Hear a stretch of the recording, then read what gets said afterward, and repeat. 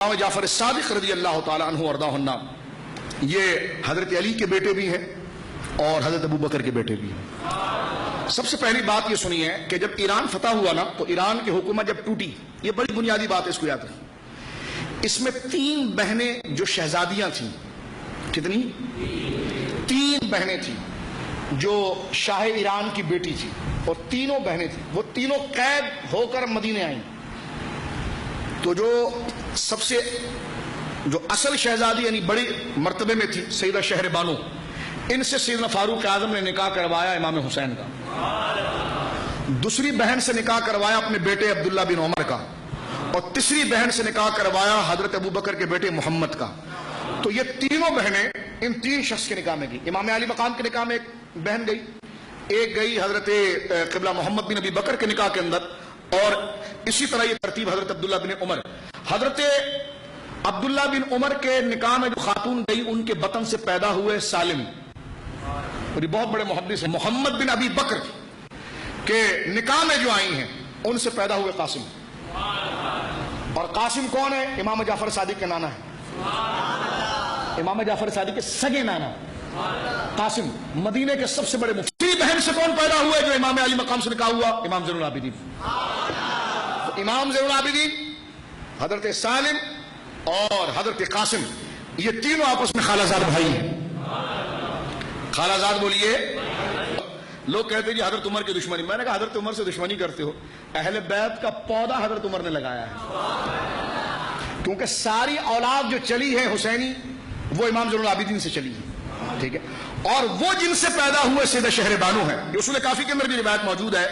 فقال لها امیر المومنین، حضرت عمر رضی اللہ تعالیٰ نے اس خاتون سے پوچھا ما اسمی کی، تیرا نام کیا ہے؟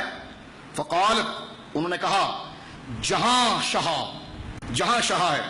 فقال لها امیر المومنین، حضرت عمر نے کہا نہیں جہاں شاہ نہیں، بل شہر بانو، تمہارا نام شہر بانو ہے۔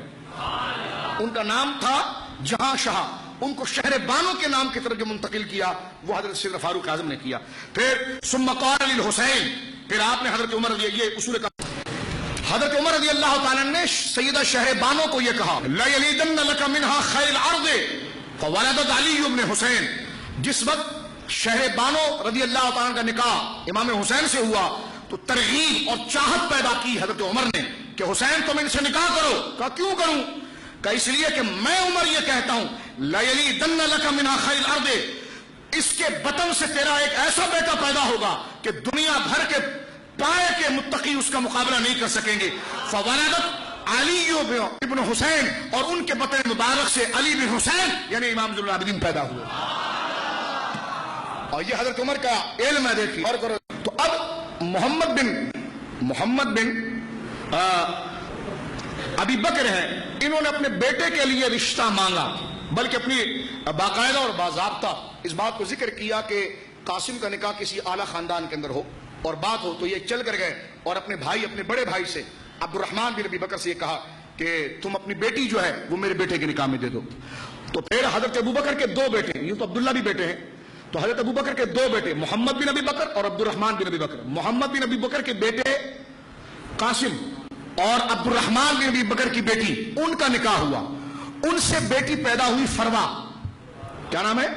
فروا، اور فروا کا رشتہ امام زین العابدین نے اپنے بیٹے امام باقر کے لیے مانگا، بولو سبحان اللہ۔ فروا کا نکاح ہوا امام باقر سے، اور ان کے بطن سے پیدا ہوئے امام جعفر صادق۔ آپ سمجھ گئے آپ؟